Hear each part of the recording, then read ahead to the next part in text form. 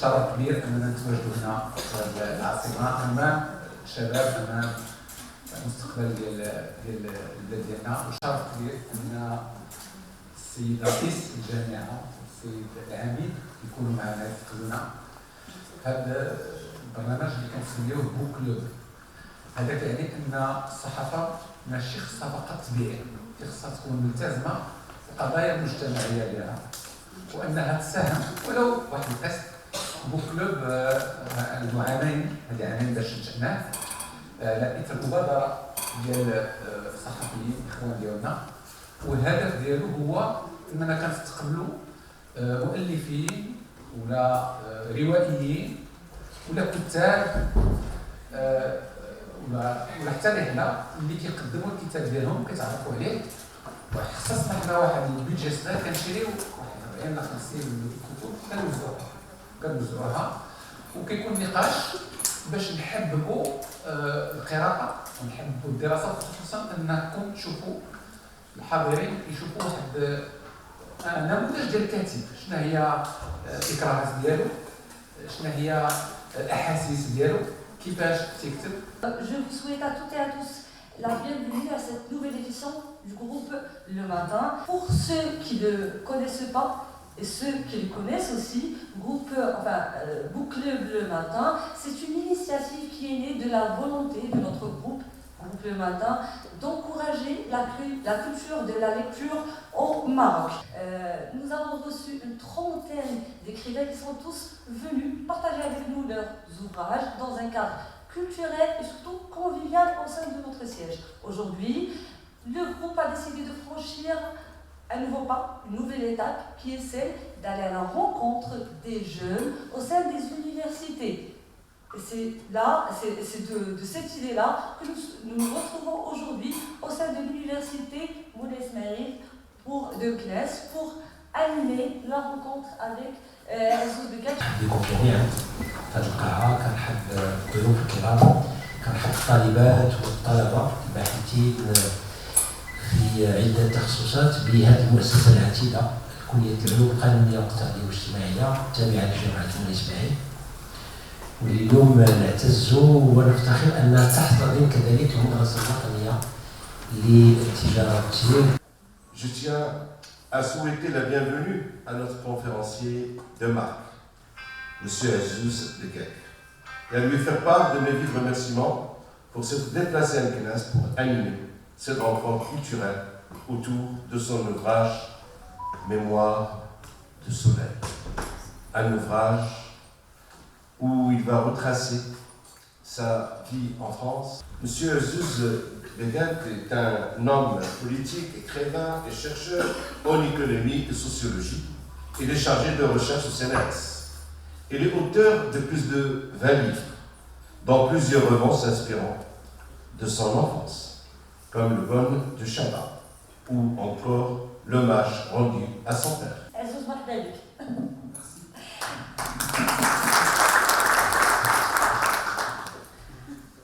Alors, Azouz, l'écrivain, l'ancien ministre, il vient aujourd'hui nous présenter un ouvrage, Mémoire au soleil.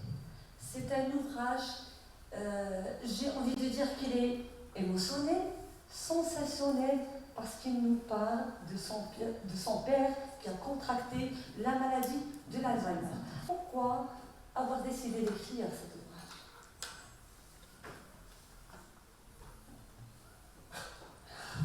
Je voudrais dire à quel point je suis moi aussi très heureux de me retrouver avec Meknès. Je suis ici parce que mon père, il y a 60 ans, m'a dit un mot quand j'étais petit, à mon oreille. Quand je suis né, le premier jour que je suis né, il m'a dit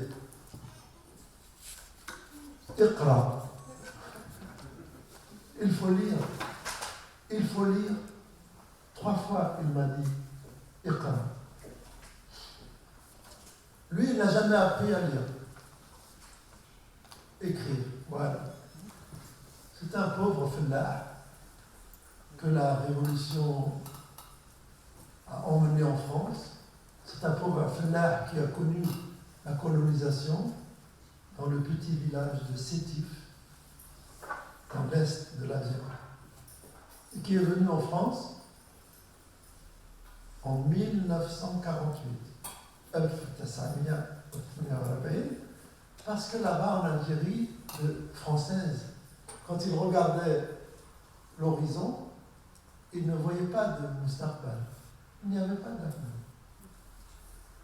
Et alors, quelqu'un lui a dit, il y a un pays derrière, de l'autre côté de Bahar el-Kabir, qui s'appelle la France. Et là-bas, on a besoin des bras. Il a pensé qu'il pouvait seulement envoyer les bras pour travailler, mais lui, il est resté dans son village. Finalement, il est venu en France en 1948, après la guerre. Et c'est comme ça qu'est né Aziz Begay. Mes parents ont vécu la violence de la colonisation. Chez nous, chez les Arabes, chez les musulmans, on n'aime pas parler des douleurs que nous avons vécues. On aime cacher les douleurs et on aime toujours parler de ce qui est positif, de ce qui apporte l'espoir. Toutes les douleurs, on ne parle pas de ça. Et je me rends compte que mes parents sont morts, ils n'ont pas laissé de mémoire, sinon quelques petites histoires. Des histoires qu'ils ont cachées, qui sont enfermées dans leur cœur. Ils n'ont pas voulu parler. Comme ils ne savaient pas écrire, ils ont raconté seulement d'une manière orale quelques histoires. Et donc, nous sommes des orphelins. Tous les enfants, des orphelins de la mémoire. Alors normalement, tous les enfants qui sont orphelins, en français, nés sous X, se posent tous les jours la question, qui est mon père? Qui est ma mère? Qui sont mes ancêtres? Je veux savoir. Je veux comprendre. Parce qu'en France, où j'ai grandi, tous mes amis de l'école connaissaient leur grand-père, connaissaient leurs ancêtres, connaissaient leur histoire. Là, les enfants de Mouhajirine, on ne connaît rien. C'est un enjeu culturel très important et parfois c'est un enjeu aussi politique. Ne pas avoir de mémoire, c'est une amputation culturelle. Et quand les parents ne sont plus là pour donner la direction, c'est un danger pour nos enfants. Un danger? Bien sûr. C'est comme un bateau qui n'a pas de voile ou qui n'a pas de gouvernail. Où tu vas? Où il va le bateau? Il y a 500 ans, quand Ibn Battuta, il est parti de Tanger, il avait une voile, il avait une boussole, il savait lire les étoiles, il savait ce qu'il faisait, parce qu'il avait un projet, Hayat. Et je vois aujourd'hui en France, en Belgique et en Hollande, beaucoup des enfants de l'immigration, ils n'ont pas de voile, ils n'ont pas de gouvernail, ils ne savent pas lire les étoiles. Ils ne savent pas qu'est-ce que c'est l'étoile du Nord. Alors ils ne peuvent pas se diriger. Je trouve que les écrivains... Moi j'ai grandi avec Driss Shraïbi. Voilà, la civilisation. Oh, la civilisation. J'ai grandi avec les boucs. 1951. J'ai grandi avec le passé simple. Et pour nous, il n'est pas simple. Le passé très compliqué. Voilà, ce sont... Bien sûr, il y avait Driss Shraïbi, mais il y avait aussi un Algérien qui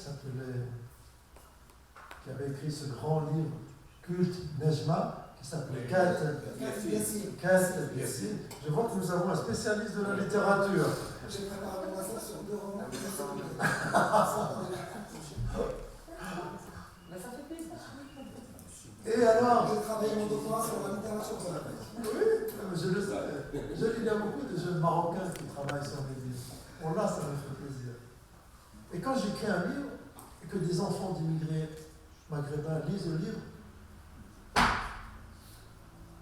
et ils disent « Mais c'est mon histoire, monsieur! Pour moi, c'est comme chez moi! » Ils se retrouvent dans Après, ils ont envie, ils ont le goût de lire. Et quand je peux donner le goût de lire, je gagne quelque chose. Cela veut dire qu'un écrivain sert à quelque chose. C'est un privilège d'être utile à la société. Quand nous allons mourir, il faut laisser derrière soi des graines positives. Des graines qui vont servir aux Marocains, aux Algériens, aux Arabes, aux musulmans, et finalement qui vont servir à l'humanité. Les élèves que j'ai rencontrés hier au lycée, je leur ai dit, vous connaissez Albert Einstein? Non, en vérité, je connaissais Albert Mohamed Einstein. Ils m'ont dit, il s'appelait Mohamed? Et je dis oui. C'est un maître chercheur universel. Il s'appelle Albert, mais aussi Mohamed. C'est-à-dire tout ce qu'il a fait, tout ce qu'il a écrit, tout ce qu'il a découvert dans le fonctionnement de la nature, de l'univers. Vous devez le savoir. C'est un patrimoine universel. Ça doit être le vôtre aussi. Et c'est comme ça que je leur dis, ces hommes et ces femmes qui ont laissé derrière eux des graines qui sont devenues, qui sont utiles pour l'humanité. Et je fais comprendre aux élèves combien cet acte politique est important. Ouvrir un livre, Kitab Maftoua. Ouvre. C'est mieux que d'ouvrir une application. Moi, je pense que ça, c'est la mort des livres. C'est un danger pour les enfants. Déjà, ça coûte 1 500 €. Et ça coûte 5 €. Je pense que pour les livres, pour les enfants surtout, il ne faut pas perdre ce geste. Ouvre un livre. La première fois que mon père a ouvert un livre. C'est une maladie sur laquelle on a peu d'éléments aujourd'hui. On ne connaît pas vraiment la vraie origine, la vraie cause de la maladie. On passe des traitements. Difficile. C'est très difficile. Et dans votre ouvrage, on ressent que, c'est vrai, vous racontez un petit peu la vie, comment ça a changé pour votre père, mais vous avez surtout mis l'accent sur le fait que c'est tout l'environnement de la victime qui est chamboulé. C'est vraiment le quotidien. Il y avait beaucoup de difficultés, une souffrance du côté de votre maman. Il y a beaucoup. J'ai l'impression aujourd'hui, il y a de plus en plus de gens qui sont touchés par cette maladie. Oui. Alors, d'après les statistiques de l'OMS, c'est plus de 35,6 millions de personnes qui sont toujours touchées aujourd'hui. On dénombre 7,7 millions de nouveaux cas chaque année. Vous voyez, c'est une maladie vraiment grave, parce que quand on n'a plus de mémoire, Hayat, c'est fini. Moi, je voudrais parler du film que j'ai vu hier, d'un roman que j'ai lu il y a une semaine. Et quand je vais parler, je dis, comment il s'appelle le film? Comment il s'appelle le livre? J'ai oublié. C'est-à-dire qu'on ne peut plus communiquer. Voilà, on est tout seul, on est isolé dans le monde. Et je trouve que c'est vraiment une maladie qui doit nous faire réfléchir sur la mémoire. Comment vous avez vécu ça? Comme tout le monde, et autour de moi, j'ai vécu des situations similaires. J'ai connu 10 familles dans lesquelles il y a eu cette maladie. C'est une maladie qui est très pénible pour ceux qui restent, parce qu'ils doivent accompagner la personne, ils doivent rester avec elle nuit et jour. C'est vraiment quelque chose d'exceptionnel. Ben, c'est plus que dur, c'est très violent. C'est maladie pour toutes les familles qui sont contraintes de rester avec cette personne qu'ils ont aimée, Bakri, Filmani, et qui n'a plus de contact, qui n'a plus de connexion. C'est une situation que j'évoquais tout à l'heure avec les jeunes issus de l'immigration, voilà, qui n'ont plus de contact avec leur histoire. Ils n'ont plus de contact. Je voulais écrire ces livres pour parler de la mémoire et du caractère vital de la mémoire chez un être humain. Et ça, je pense que la société de consommation dans laquelle nous sommes, et tous nos enfants qui possèdent aussi des téléphones portables, courent le risque de perdre la mémoire, de ne plus avoir de mémoire. C'est-à-dire leur mémoire va être remplacée par la mémoire du téléphone. Vous voyez, au-delà de la maladie d'Alzheimer, il y a cette question de la mémoire qui est fondamentale. Et c'est cette mémoire qui transporte la culture de nos ancêtres et que nous devons faire vivre encore parce qu'elle est la source vitale chez les jeunes en particulier. Je crois qu'en plus, je pense que la médecine est en panne aujourd'hui contre cette maladie bizarre qui est Alzheimer. Elle est complètement en panne. Et donc, chacun prie pour que ça n'arrive pas dans sa famille. Et moi-même, souvent, je suis inquiet. Quand j'oublie des choses, quand j'oublie le nom d'un film, le nom d'un livre, j'ai peur que ce soit un problème structurel, c'est-à-dire que je commence moi aussi à vider ma mémoire. Donc il faut aller vite.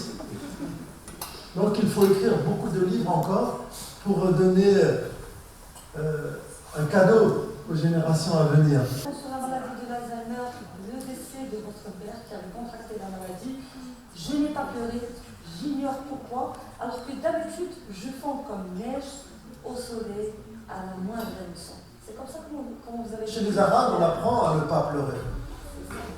À ne pas, Ça, on à ne pas exprimer les émotions. surtout les hommes, il ne faut pas pleurer. Ah. Alors moi, j'ai appris toujours à ne pas pleurer. Le robinet fermé. Je reste comme ça, comme un arabe. Alors que vous avez... Voilà. Tout à fait. Tu vas au cimetière, Mais justement, j'adhère à pour cette idée. enterrer nos proches. Il ne faut pas pleurer. C'est des messages Moi, j'aime bien contraignants pleurer. qu'on a reçus à l'enfance. C'est même Quand même, on se quand même, on se de pleurer surtout quand même. Et les femmes vont au cimetière le lendemain pour pleurer. C'est bizarre ça. C'est bon, je crois. C'est bon de pleurer. C'est bon d'exprimer ses émotions. Je crois. Mais chez les Arabes, c'est pas bien. Même ma mère me dit, reste debout. Tu vas pas pleurer devant ta femme? Pourquoi pas? Je l'aime. C'est ce qu'on appelle les messages. C'est des messages contraignants que nous avons reçus alors qu'on était très... Bien sûr. Même ma mère, nos mères, quand on épouse une femme, elle dit attention. Tu lui donnes ça, elle va te manger. C'est-à-dire qu'il faut être dur. C'est incroyable. Voilà. C'est cette culture que nous avons éduquée. C'est vrai, hein? Voilà, c'est violent. Eh oui, ça va pas, ça. Oui. Pourquoi aujourd'hui, en France, et je dis toujours en Belgique et en Hollande, il y a des immigrés, des Arabes, musulmans, qui sont contre l'immigration. C'est-à-dire qu'ils ont intégré le racisme et ils deviennent racistes contre leurs frères. C'est bizarre. Eh bien, dans notre culture, il y a des femmes qui deviennent contre les femmes pour protéger leurs garçons. Alors là, c'est violent. Il faut casser ça. Laissez-moi pleurer. Laissez-moi raconter la poésie. Laissez-moi tous les soirs chanter une chanson à ma femme. Non? Bravo. Bravo. Parce que je crois, vous savez comme moi, في الحياة, il n'y a rien de plus beau que l'amour. الزوز من غير انه كاتب فهو كذلك كيغني وعنده صوت رائع.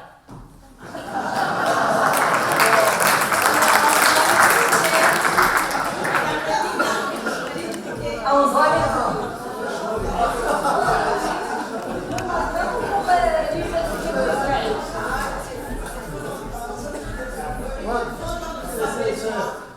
C'est un ami qui est un peu algérien, un peu marocain maintenant, qui habite à Marrakech. Comme si n'existait pas. Il est passé à côté de moi, sans un regard, rien de savoir. J'ai dit à chaque fois tout est pour toi.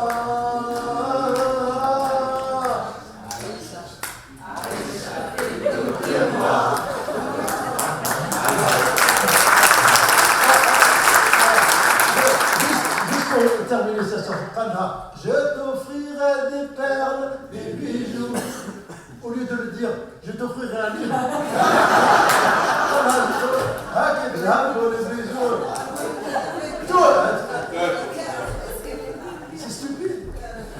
Je t'offrirai des livres de Richard.